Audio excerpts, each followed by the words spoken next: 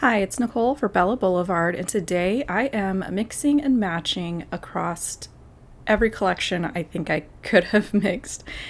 To get started, I am using the Moodboard challenge prompt, specifically that kind of upper left-hand area with like the floral pattern. So I'm leaning into like the light pink, dark pink, white, green, a little bit of yellow. And I'm going to play with these pre-cut die cuts.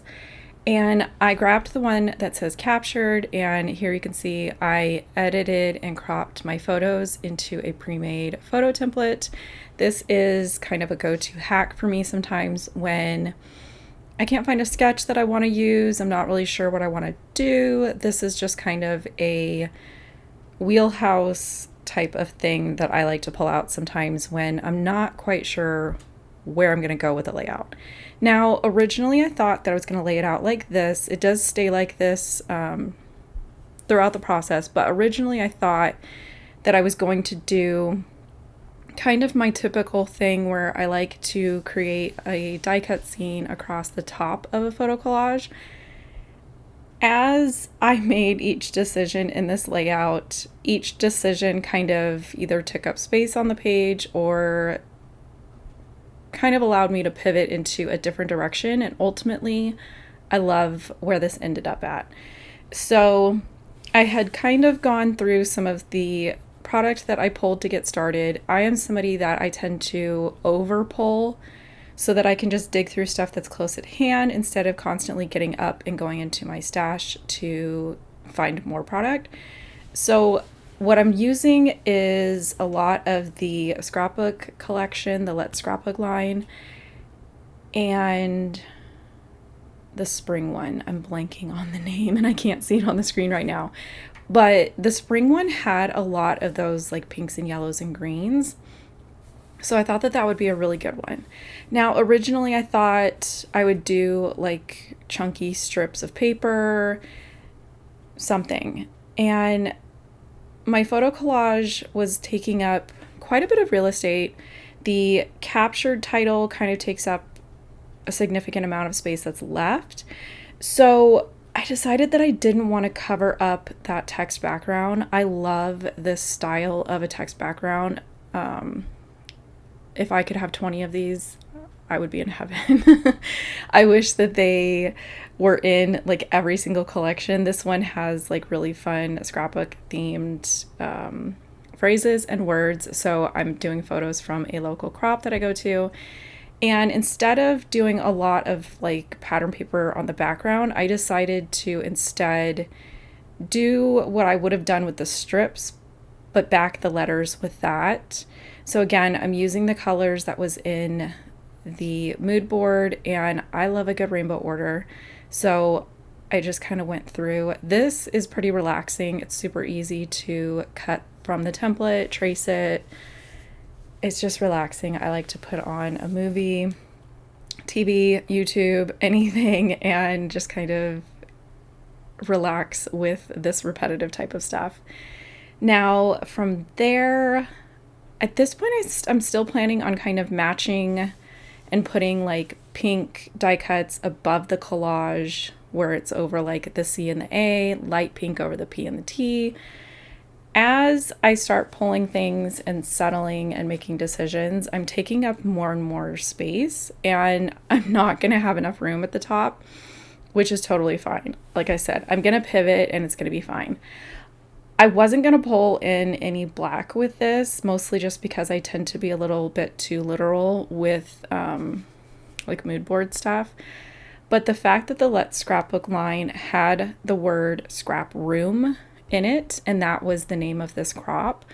So I was like, I have to use it. Now, this was when I was like, okay, I have all this fun paper down here where the cut apart, the die cut captured phrase is.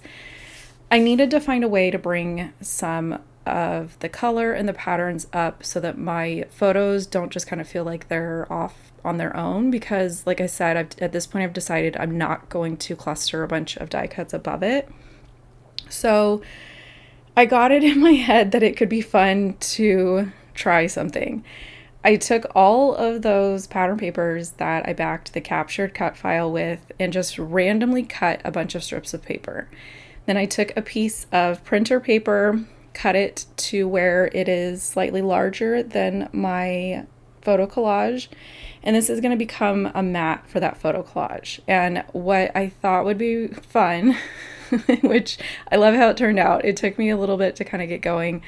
I just put adhesive around like the outer edge, like maybe the outer inch of this, because the photo collage is, like I said, this is going to be a mat for it. So you're only going to see a little bit of the strips peeking out, but I thought it would be fun to repeat those same pattern papers in this kind of diagonal strip thing I've got going on here. I've done this in the past and they tend to not line up very well because they line up better if you keep the strip intact, like that green one, how it goes all the way across. But I'm kind of a paper saver, so sometimes I try to get away with the little strips. My advice is to just kind of every once in a while throw in one of those full-size strips, use a ruler, kind of make sure, because as you get towards the corner and things start lining up, you want everything to line up as if it was an actual pattern. Gonna cut off all of this overhang, and then when I flip it over here in a second, you'll be able to kind of get a better idea of where I was going with this. It was around this point where I was like, oh man, this would be so cute as like a full background. So I already made like a post-it note with that note on there that I want to do this again. I can't decide what collection, but I think that this would be really fun to do as a complete background. I'm gonna cut off a little sliver that kind of got wonky on my trimmer, and then I love that this kind of solved that issue of not necessarily being boring, but there was just nothing going on around the photos, and I needed something up there. I edited my journaling to be landscape on my printed paper. That was worded terribly. You guys know what I mean. I wanted really long strips so that they kind of help frame that captured die cut. So basically I just changed the page to landscape, changed the margins to be about 1/4 of an inch so I can have as much of that 11 inch in a standard size sheet of paper as possible, and just run it through my printer. I am going to go ahead and add foam adhesive behind this. I did also add foam adhesive behind the big captured title. And once I get like the journaling, the big captured title, and the photo collage down, that's going to take up the majority of kind of the real estate going on here. But I'm going to show you guys how I get a little bit creative with including embellishments. And it's a favorite of mine, specifically when I play around with these type of cut files. When you back them with pattern paper, they kind of come alive. You can dictate if they're mixed patterns like I've got here, if they are, you could back them all completely the same. I've backed them in a similar method that I did with the frame of my photos, where you can bring in like strips of paper behind the letters. One of my favorite things to do with these die cuts is to actually embellish on top of them in like a tone-on-tone fashion. I am going to admit, you guys, I moved the journaling strips and this captured thing 3 different times. I kept getting the spacing a little bit off. I think at this point I still thought that I was going to tuck stuff above the photos, and I was like, that's not going to work. And then I realized if I bring everything kind of in and have more of an even margin all the way around, everything just kind of fit a little bit better. Hopefully, I think I clipped a lot of that out because at that point I was just tired of moving the same stuff around over and over again. But I'm somebody that I know I'm probably going to move things. So like when I just put that photo template down, I didn't actually push it down with my hands just in case I want to move it again. this is when I was like, why am I not doing what I love by embellishing on top of the die cut? So I scooted up the photo collage, scooted up the journaling, scooted everything and kind of centered it. And instead of having all the die cuts separate in like a scene, I'm basically going to incorporate that same scene concept into the title and have everything kind of live together, if that makes sense. I pulled out the Blvd alphabet stickers, and I love the little tile ones. I like to put foam tape behind these as well. And I matched the color of the word to where it was going to land on that captured.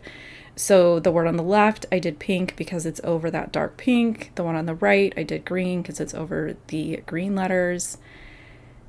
And I'm going to get started kind of figuring out where to put things. I was pretty proud of myself for using that lamp. I am, like a lot of you, I am pretty traditional and literal with my embellishments. But this is one of those ones where it's just kind of fun. I think you see lamps in crops. I don't bring a lamp, but I do bring my filming gear. So it kind of mimics that to me. I am going to put a little sticker over here on top of this photo. One, I think it brings some interest to the flat photos. It's also filling in kind of that white space of the photo of the hotel room, and I had a little bit of a goof. Something got on that photo, and because the bedding was white, like you could see it, and I really didn't want to have to reprint the photo. So embellishments to the rescue there. And when I did the original kind of sort through of the die cut pack, I was already being pretty like focused on finding things that were 1 to 2 colors. I was kind of ignoring things that were multicolored because in this instance, I'm using that mood board for an inspiration. So I'm really creating a custom color palette here. So what works for me is to pick more solid color things. So like the lamp is all pink, that camera is pretty much all yellow, that type of thing. And I just kind of slowly start filling in. I go back and forth a lot to see if I missed anything. A lot of times I'll find, like I felt like there was a big gap between the P and the T, and so I went back through to see if I could find something that was in more of that light pink colorway. And I found that cute little ink pad. I did go ahead and fussy cut the green pair of scissors off of the die cut that was like 4 pairs of scissors together. I felt like that was a genius move on my part because I was having a hard time finding green stuff, and I didn't want to go pull like another collection. I was really trying to kind of stay with what I had already pulled. And then one of the last things I did go ahead and grab is the Luna Puffy alphabets, because at first I thought I'm pretty sure there's some dots in there. And when I pulled them out, there was hearts. So I'm going to use the little puffy hearts from those alphabets, kind of like an enamel dot type of thing. And these are good to kind of just fill in those open areas where maybe you wanted more interest, you wanted more die cuts, but maybe you didn't have any that fit or weren't the right color. Like these are just the perfect size to kind of come in, bring in those little pops of color. And then because I had used a lot of hearts already, it kind of made sense. This was when I'm looking at that A and it just kind of feels a little bit too open to me. There's nothing wrong with having like one of your letters be a little bit more like kind of quiet and open. I thought about putting that camera, but the camera felt a little too big. This was a kind of a Goldilocks situation here. The little like pop embellishment was smaller, but it was super dimensional, and it just kind of felt like it didn't fit with everything else. So I went back to my stash and I found this pink arrow sticker. I can't even remember which collection I pulled it off of, but it was perfect. So layout is complete. Definitely check out, hopefully, I think the mood board is posted in the Blvd's Facebook group. And hopefully this kind of inspires you to do like a color focus type of thing, play around with those pre-cut die cuts, all the fun. So with that, I'm going to leave you guys here. If you have yet to subscribe to the channel, go ahead and click that subscribe button and check out the suggested videos, and I'll catch you guys next time. Bye!